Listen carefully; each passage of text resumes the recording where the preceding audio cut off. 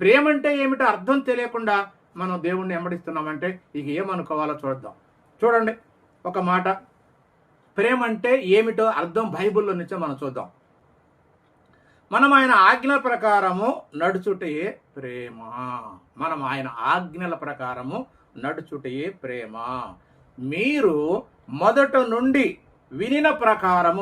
నుండి వాక్యాన్ని వినిన ప్రకారము ప్రేమలో నడుచుకొనవలెనను అనునదియే ఆ ఆజ్ఞ అంటున్నాడు. మొదటి నుండి వినిన ప్రకారము ప్రేమలో నడుచుకొనవలెనను అనునదియే ఆ ఆజ్ఞ.